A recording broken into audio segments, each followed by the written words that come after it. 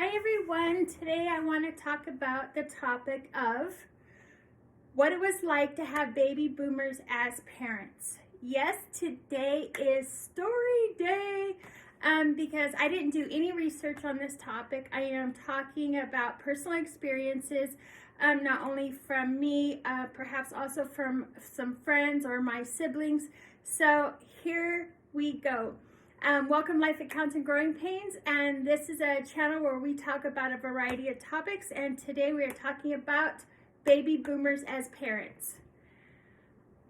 First of all, my parents, they were very strict and then not very strict.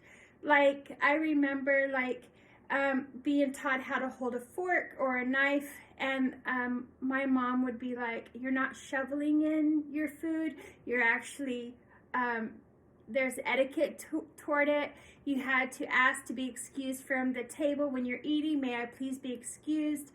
Also, there was no such thing as, well, I don't want this for dinner or this for breakfast. You have to eat what was served to you. I remember there was times that, like, if you didn't want what was served to you in dinner, you can go to bed with no dinner. And so, don't get me wrong, there was times that my brothers and we went to bed with no dinner.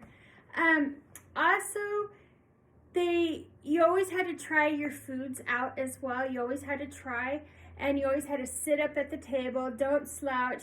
You would have, yes, this is a for real thing.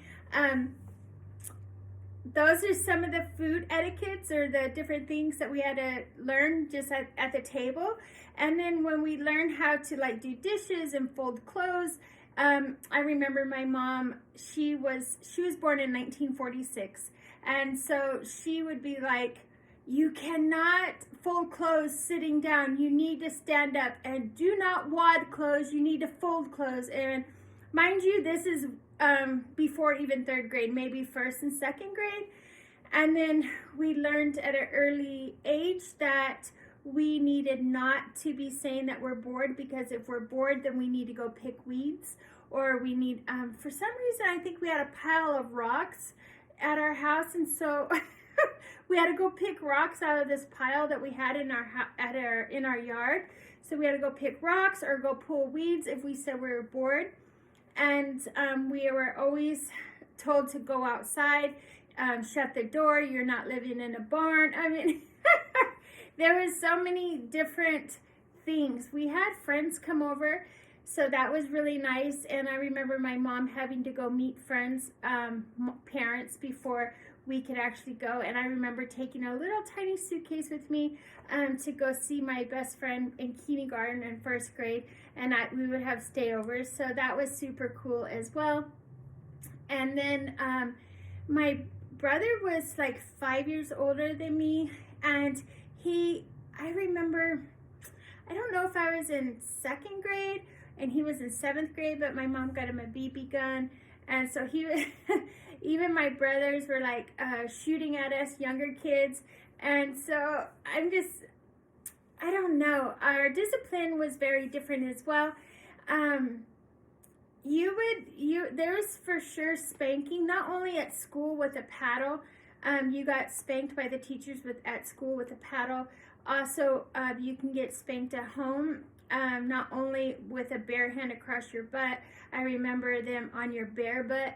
You would get spanked with a switch, with a belt, and I remember even a weightlifting belt.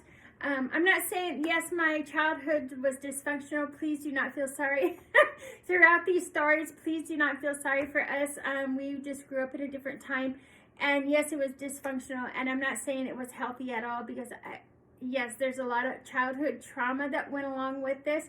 But I don't feel like anybody knew what they were doing, right? Because even back in my day, we would have commercials on saying, hey, do you know where your kids are, right? So it's not like our parents even knew where we were half the time. And so it's very different nowadays in 2024. It's very, very different. So, and then I remember also we lived we lived where there's a lot of property and open space, right? And in my younger years, and so like when mom blew the whistle, she's like, you better not only come running, but you better, as you're coming to, toward the whistle, you better yell, coming, I'm coming, as she's blowing the whistle. And so she knew that you were coming, right? And so, and then for like the holidays and stuff like that, we did get dressed up. We would have like really nice clothes. And then, or even for school, we had really nice clothes. And then after school, you had to go get changed, because there's no such thing as playing in your good school clothes or your good church clothes, right? So you definitely had to go get changed. And then it was weird. I just remember when I was younger, like my mom would take baths, right? And then, but she loved these hot baths, like maybe for relaxation or whatever. But then it was weird because, yeah, she had her baths. Then me and my brother had to take, like, I took a bath, and then in the same bath water that my mom took a bath in, I took a bath, my brother took a bath. I was like, and I look back at it now, I just thought it was normal, but I look back at it now, and I don't think that I would tell my grandson, yeah, come use the same bath water. I don't know if that's a COVID thing now, because I'm more germ conscientious now, because of like the COVID or the pandemic, everything that we've been through these last several years. And so I'm more, I don't know, germophobic. And so, yeah, I just don't feel that I would definitely put my kid or my grandson in the same bath water. And we did have like, we did have horses. We would ride horses. We would ride dirt bikes, or my brothers would ride like 3-wheelers. We had, I forget what they're called. I can't even think of what they're called right now. They have 4 wheels and a motor. That's all I can't even remember right there. Called like dune buggies. I don't know how to explain what they're, go-karts. There, that's the word, go-karts. We even had go-karts, and so that was super fun. I don't know. And then if you go somewhere, you have to listen to whatever your mom says, right? Like if we were arguing at the store about what my mom bought, she would definitely leave the cart at the store, full to the top, and then leave. Like we would leave and she's like, nope, we're not even getting any of the good stuff, nothing. I'll go shopping on my own time without you kids. And so we would just cry because, right, not only do we have to go home without our good stuff, but we knew when we got home, we would have to go straight to bed with no good stuff, right? And so that was totally a bummer. I'm trying to think of the different things that we also had as far as disciplinary goes. I just remember that there wasn't like 6 o'clock, 7 o'clock, 8 o'clock, 9 o'clock, you have to be in bed or home. It's just when the street lights turned on, you could be at home. We didn't drink out of water bottles. We had drink out of the water hoses, because my parents always said, go outside, go outside. It felt like from the time we wake up, they were just always telling us to go outside, right? And so that's why, so you don't come back in and say, may I please have a glass of water, because it's like there's a hose out there, right? And then my dear friend, when he was 10 years old, his he's from a Hispanic culture, and he was advanced in, as far as his intelligence, he was advanced, really advanced as far as intelligence goes. And instead of being in first grade or kindergarten, he should have been in first or second grade. He was just that far in advance and comprehending and learning and reading and all that. So anyways, when he was 10 years old, his family put him on big tractors to do lines in fields that they have to be straight, and just let him do the fields, and all by himself, right? And so I'm not sure what kind of parenting that is, but I do know that nowadays you don't see a 10-year-old out on a tractor. There has to be some kind of rule, safety issues, some kind of something.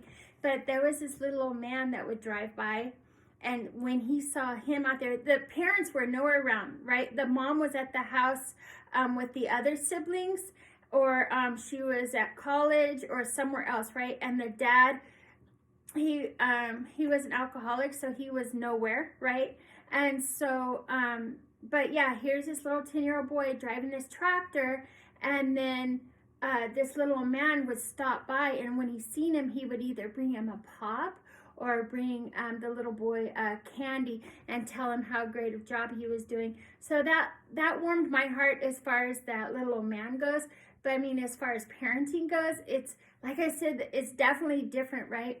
And then I remember, like, my mom, my eldest brother, which is 5 years older than me, but the nearest store to us was 5 miles. And when my mom said, get in the car, it's time to go, it's time to go. Like, she would, my brother would be reading the comic books in the stores, and then my mom's like, it's time to go, and he's not done with his comic book. She is not playing. She's like, you better be in that car, otherwise she's leaving you. There's several different times she did leave him 5 miles away. I meant, like, are you kidding me right now? Could you think of a 7th grader or a 6th grader, 8th grader, whatever, being left 5 miles away from your house? It's like, what? Yeah, it's definitely a trip, right? Or when I was in 3rd grade, so that would make my brother 8th grade, then we moved from down south to the Great Northwest, right? So we moved like 8 states away, right?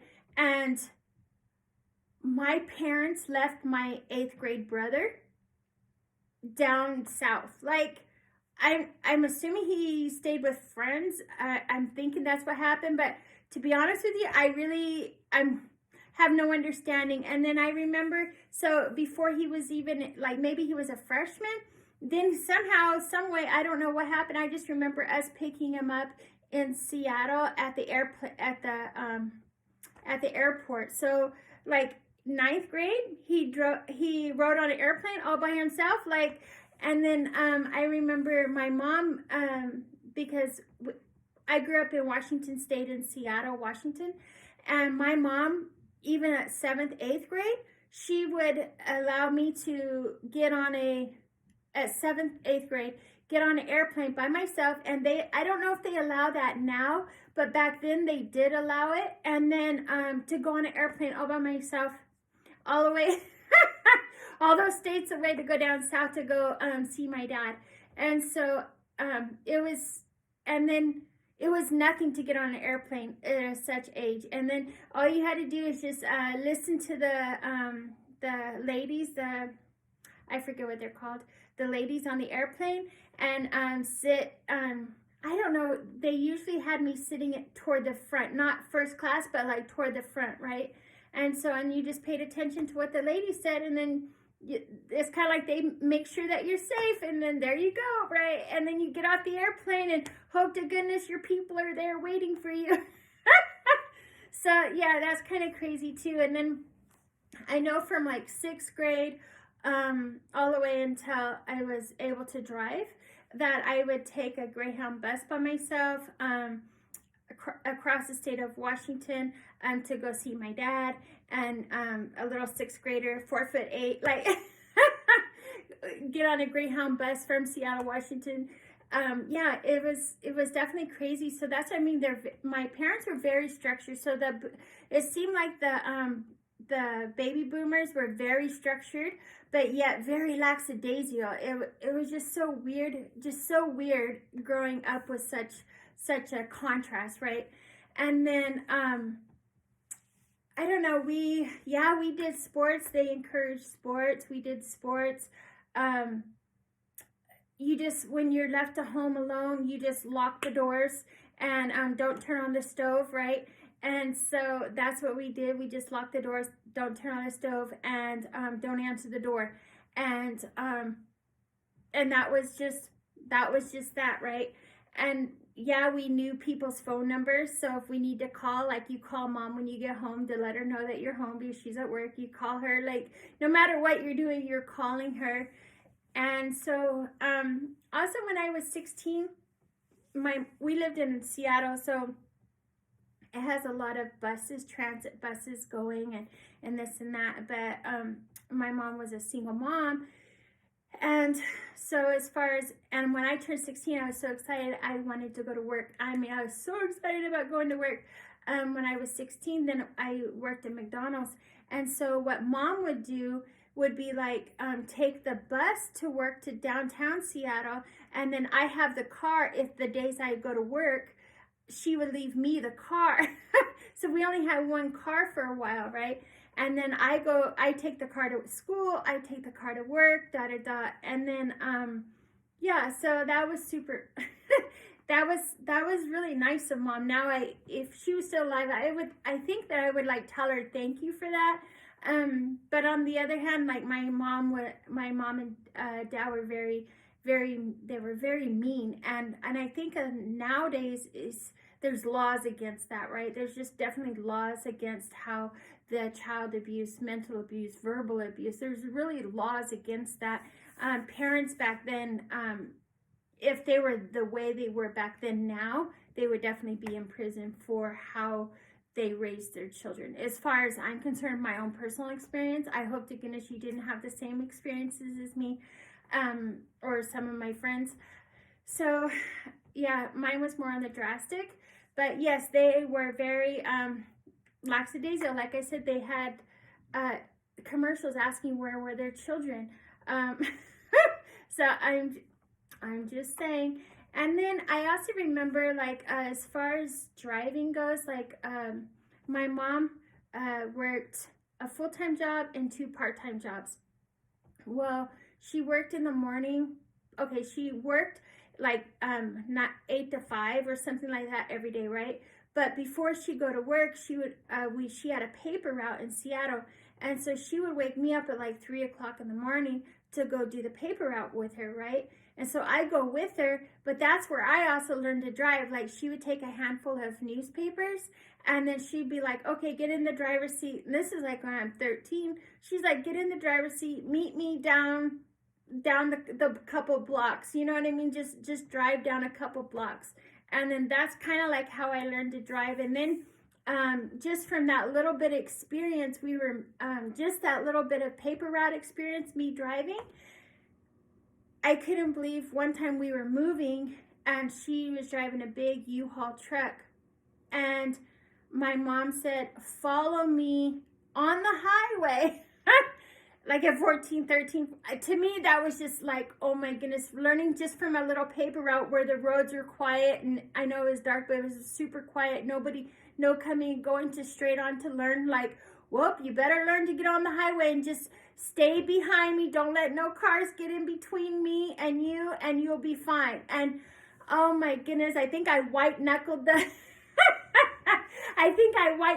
steering wheel to, you get what I'm saying, to go following her. And so it was definitely crazy, and I just couldn't believe the amount of trust she put in us kids, because even like my brothers were they had the leeway as far as that goes too, but yet on the same hand, like, you have to know, you have to do good in school, you have to there's a certain way to vacuum. I mean, did you know that on like marks on the floor, there's certain ways to vacuum, there's certain ways to sweep, there's certain ways to do dishes and rinse dishes, there's certain ways to, there's certain ways for like almost everything. There's certain ways to fold clothes, but yet my mom, and I don't think my dad really had too much of a say, because he drank a lot, and so he really wasn't like an active parent. So a lot of my experiences are with my mom, but see the difference. And then compared to today, it's way different.